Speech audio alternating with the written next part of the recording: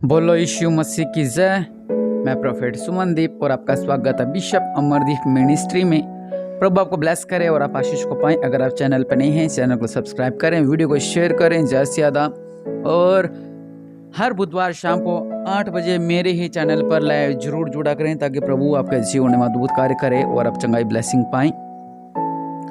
आज का हमारा टॉपिक है कि आप लोगों को आशीष क्यों नहीं मिलती। इस हजारों बातें हैं कि हम आशीष क्यों नहीं लेते हैं, एक बात नहीं है। क्योंकि कुछ अपने परिवार की प्रॉब्लम्स, परिवार के आपसी वाद विवाद से भी हमारे घर में आशीष नहीं आती है। बहुत सी बातें हैं, लेकिन आज वचन से पढ़ते हैं एक वचन, व्यवस्था विवरण 1:11। यहाँ पे कहा गया है, हमारे पितरों का परमेश्वर तुमको 1000 गुना और भी बढ़ाए और अपने वचन के अनुसार तुमको आशीष भी देता रहे। हालेलुया। कितना गुना बढ़ाना है? 10 गुना नहीं, 20 गुना नहीं, 30 गुना नहीं, बल्कि 1000 गुना बढ़ाता जाए, बढ़ाता जाए, बढ़ाता जाए। पवित्र वचन में जीवित वचन है कि तुम्हारे पितरों का परमेश्वर तुमको 1000 गुना और भी बढ़ाए। हालेलुया। तुम्हारे दादे परदादे, उनके दादे, उनके परदादे, पीछे पीछे चलता चलता चलता सब कुछ बनाने वाला परमेश्वर यहोवा है। उनका परमेश्वर ये कह रहा है कि तुम 1000 गुना और भी बढ़ते जाओ। हालेलुया।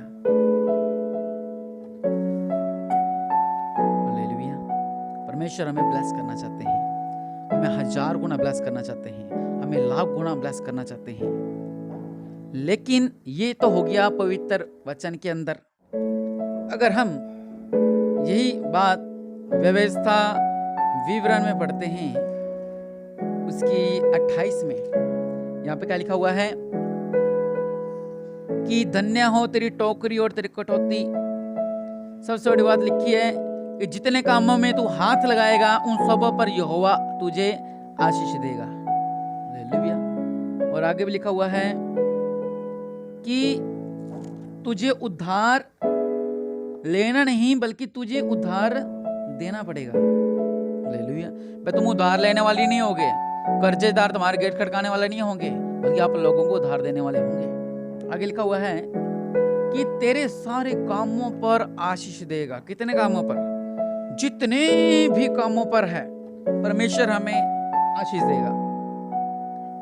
लेकिन ये सब हम आशीष वचन पढ़ते हैं, लेकिन सबसे जरूरी लाइन हम पढ़ना भूल जाते हैं। इसमें वचन कहता है, धन्य होगा तो नगर में, खेत में, धन्य होगा तेरी संतान, धन्य होगी तेरे बच्चे, धन्य होंगे पूरा परिवार, धन्य होगा तेरे पशु, धन्य होंगे तेरा बिजनेस, चाहे आप छोटा छोटा बिजनेस आपका, बड़े से बड़ा बिजनेस आपका, धन्य होगा, सब कुछ होगा। लेकिन हम वचन पढ़ते हैं, लेकिन हमारा एक ही सवाल रहता है कि मेरे जीवन में सब क्यों नहीं हो रहा है? कि वो आशीष पा रहा है, वो आशीष पा रहा है, वो आशीष पा रहा है, मैं आशीष क्यों नहीं पा रहा? मेरे जीवन में आशीष क्यों नहीं आ रही है? आज यही मैं आपसे कहना चाहता हूं कि आप लोगों को आशीष क्यों नहीं मिलती। ये हम सारे आशीष वचन पढ़ लेते हैं, शत्रुओं से प्रभु बचाएगा, दिन रात बचाएगा, घर निकलते समय बचाएगा, अंदर आते समय बचाएगा, हर एक बिजनेस में बढ़ोतरी करेगा, सब कुछ पढ़ते हैं आशीष वचन। तेरा नाम ऊंचा करेगा परमेश्वर, लेकिन जरूरी लाइन पढ़ना हम भूल जाते हैं। वचन कहता है, यदि तू अपने परमेश्वर यहोवा की सब आज्ञाएं जो आज मैं तुझे सुनाता हूं, सुनना नहीं है, बल्कि लिखा हुआ है चौकसी से पूरी करने को चित्त लगाकर उसकी सुने, तो वह तुझे पृथ्वी के सब जातियों में श्रेष्ठ करेगा। हालेलुया। हमारे ऊपर आशीष क्यों नहीं आती है? क्योंकि हम परमेश्वर की आज्ञाओं पर नहीं चलते हैं, सिर्फ इसी वजह से। हालेलुया। क्योंकि पवित्र बाइबल में लिखा हुआ है कि तुमको 1000 गुना आशीष मिलेगी, जिस काम में तुम हाथ लगाओगे उसमें सफल हो जाओगे, कोई बिजनेस में हाथ लगाओगे उसमें सफल हो जाओगे, तेरा सब परिवार धन्य रहेगा। मतलब बहुत अच्छी अच्छी बातें लिखी हुई हैं, लेकिन हम कहते हैं हमारे जीवन में पूरी क्यों नहीं हो रही है। हालेलुया। इसी वजह से पूरी नहीं हो रही है, हमें आशीष इस वजह से नहीं मिल पा रही है क्योंकि हम हमारे परमेश्वर की आज्ञाओं पर नहीं चल रहे हैं। हालेलुया। फिर से वहीं पे चलते हैं, व्यवस्था विवरण 1:12 पढ़ेंगे। यहाँ पे लिखा हुआ है, परंतु तुम्हारे झंझट और बोझ और झगड़े रगड़े को मैं अकेला कहां तक सहता रहूं। हालेलुया। इन कारणों से भी हमारी आशीष रुक जाती है। हालेलुया। इन कारणों से भी हमारी आशीष रुक जाती है। वचन कहता है कि तुम्हारे झंझट और बोझ और झगड़े रगड़े को मैं अकेला कहां तक सहता रहूंगा। और हम क्या करते हैं, हम हमारी बुराई को नहीं छोड़ते हैं। किसको? हमारी कमी को नहीं छोड़ते हैं। सबसे पहले उठे, धन्यवाद यीशु, धन्यवाद प्रभु, धन्यवाद प्रभु यीशु मसीह किया, और थोड़ी देर के बाद झंझट, ये काम का झंझट, वो झंझट, रोते रोते काम करना, वो वाला रोना नहीं, दूसरा रोना, अरे मैं ही काम करना है, मैंने ये करना है, मैंने ये करना है। और लिखा है झगड़े रगड़े, मतलब हम पहले जब तक हमारे हाथ में बाइबल है तब तो हालेलुया, और जब बाइबल साइड में रख दी तब फिर वही लड़ाई झगड़े, वही नशे, वही व्यभिचार, वही लुच्चीपन, वही ईर्ष्या, सब कुछ वही। जब बाइबल साइड में रख दी तो ये सब हमारे अंदर आ जाता है, और जब हम वचन पढ़ते हैं हम इसको थोड़ी देर के लिए साइड कर लेते हैं।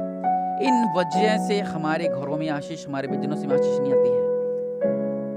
मैं नहीं, वचन कह रहा है, तुम्हारे झंझट और बोझ और झगड़े रगड़े को मैं अकेला कहां तक सहता रहूं। और हमारे जीवन में यही होता है, ये एक आशीष ना, हमें आशीष इसलिए नहीं मिलती क्योंकि हम इन झगड़ों में फंस जाते हैं। स्तुति की, प्रशंसा की, फिर झगड़े, घर में झगड़े, पारिवारिक झगड़े, हर परिवार में झगड़े होते हैं। और अगर झगड़े में फंस जाते हैं, पारिवारिक झगड़े में फंस के रह गए तो हमारी आशीष रुक जाती है। बहुत से ऐसी बातें जो मैंने आपको बताई इस वचन के अंदर, परमेश्वर में 1000 गुना बढ़ाना चाहते हैं, फलवंत करना चाहते हैं, जिन कामों में आप हाथ रखोगे उनमें सफल करना चाहते हैं, लेकिन हम आशीष इसीलिए नहीं पा पाते क्योंकि हम प्रभु के आज्ञा पर नहीं चलते हैं। हालेलुया। हम प्रभु के आज्ञा पर नहीं चलते हैं, और दूसरी बात, हम क्या नहीं करते हैं,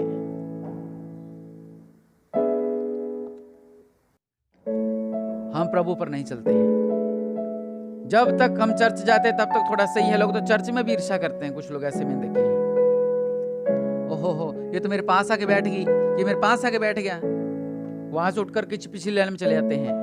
अरे प्रभु के भवन में मन आपका शांत नहीं है तो आप लोग क्या आशीष पाओगे, क्या ब्लेसिंग पाओगे, कहां से फलवंत हो जाओगे जब आपके मन में इतना कुछ भरा हुआ है, आप ब्लेसिंग को नहीं पा सकते हो। तीसरी बात, जब अपने पास्टरों के खिलाफ, उनके परिवार के खिलाफ बोलते हो, चाहे कोई भी बोले, उन वजह से भी आपकी आशीष रुक जाती है, उनको बुरा भला बोलने से भी आशीष रुक जाती है। Hallelujah, hallelujah. जिन्होंने आपकी नींव रखी, जिन्होंने आपको यहां तक खड़ा किया जब आप परेशानी में थे, अगर आप उनके खिलाफ बोलते हो, और वो कौन है, वो परमेश्वर के बेटे हैं, बेटे बेटी हैं वो लोग, आप भी बेटे बेटी हो, लेकिन वो चुने हुए लोग हैं, आप भी चुने हुए हो, लेकिन उनका एक ओहदा है, उनकी एक पोजीशन है, उनकी एक जिम्मेदारी है। अगर आप उनके खिलाफ बोलते तो भी आपके घरों में पैसा नहीं टिकता, ब्लेसिंग नहीं टिकती है।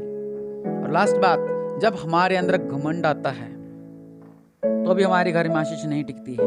घमंड कई तरह के हैं, सिर्फ इसी लाइन के मैं आपको बात बताता हूं। अगर कोई प्रार्थना करवाने जाता है, चर्च में प्रार्थना करवाने गया, और वहां पर मान लो उसके लिए प्रार्थना नहीं हुई है, या उसको ऊपर हाथ रख के प्रार्थना नहीं हुई है, या कुछ भीड़ की वजह कुछ ऐसा वैसा होता है, या कुछ भी XYZ जो आपके साथ ऐसा बीतता होगा, अगर हम कहते हैं उसकी तरह, नमान कोड़ी की तरह, इससे बड़ी बड़ी नदियां तो हमारे वहां पर है, हमारे देश में है। हालेलुया। हम भी कहते हैं इससे बड़ी चर्च हमारी वहां पर है, वहां पर मैं वहां जाके प्रार्थना नहीं करवा लूंगा। तो हमारे मन में जो एक घमंड है उसको हमने अलग करना है, तो ही आपकी आशीष रुक जाती है, तो ही आपके काम रुक जाते हैं।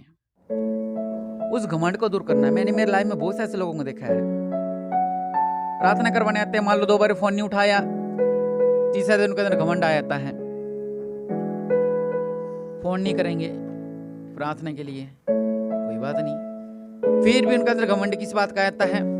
जब प्रभु में चलते हैं वो, जब कुछ चर्च में कुछ ऐसी वैसी बात होती है, वो फिर उनके अंदर आता है, भाई मेरे बारे ऐसे कैसे बोल दिया। या इसको कोई बैठ रहा है, उसको बोला भाई साहब यहाँ पे नहीं बैठना, थोड़ा यहाँ इस लाइन में नहीं बैठना, दूसरी लाइन में बैठिए आप। तो उनके अंदर आए तो मेरे को उठा दिया। प्रभु के भवन में बैठे हो, नम्रता के साथ रहिए, संयम के साथ रहिए, मेरे को उठा दिया। वो जो घमंड हमें खराब करता है, और जब आप प्रार्थना करवाने जाते हो परमेश्वर के दास से, तो वो घमंड वहां पर भी आप लेके जाते हो। मेरे तो इतनी 1 सेकंड की प्रार्थना की, मेरे तो 2 सेकंड की प्रार्थना की, सिर्फ मेरे लिए हाथ ही रखा, साथ वाले पे 2 सेकंड की, मेरे ऊपर 1 सेकंड की हाथ रखा। तो ऐसी जो बातें होती है, मैंने मेरे बहुत लोगों को देखा ऐसे, जो ऐसी बातें करते हैं कि मेरा फोन नहीं उठाया, या मेरे से 2 मिनट बात नहीं की, कुछ। फिर वो हम अपने अंदर वो घमंड ले आते हैं, और वो घमंड खराब करता आगे जाके। क्योंकि वो घमंड आप किसके लिए लेके आ रहे हो? परमेश्वर के दास के सामने आप अपने घमंड को दिखा रहे हो, परमेश्वर के सामने आप इस घमंड को दिखा रहे हो, तो घर में आशीष नहीं टिकती है। और ऐसी मैं आपको बहुत सी बातें बता सकता हूँ जिनकी वजह से हमारा पैसा नहीं टिकता। आज सिर्फ इन बातों पे हम चर्चा करते हैं, चर्चा की है। अगली बार जब वीडियो बनाएंगे तो मैं आपको और बातें बताऊंगा कि हमारा पैसा, हमारे घर में हमें आशीष क्यों नहीं मिलती है। क्योंकि जो हमारी जुबान है, इसकी वजह से हमारे घर में आशीष नहीं रुकती है, क्योंकि ये चलती रहती है। आज इधर भिड़ाया, कल उधर भिड़ाया, आज सास को भिड़ा दिया, परसों ननद को भिड़ा दिया, आज बेटे को भिड़ा दिया, फिर पड़ोसी को भिड़ा दिया, चर्च में स्टाफ को भिड़ा दिया, उनके परिवार को बढ़ा दिया, उधर से उधर बात कर ली, उधर। तो ये चीजें ब्लेसिंग वाली नहीं है, इससे ब्लेसिंग नहीं लोगे। मुंह के सामने मीठे हो और बाद में किसको क्या बता रहे, किसको क्या बता रहे हो। तो ये सब चीजें से धन रुकता है, आशीष रुकती है।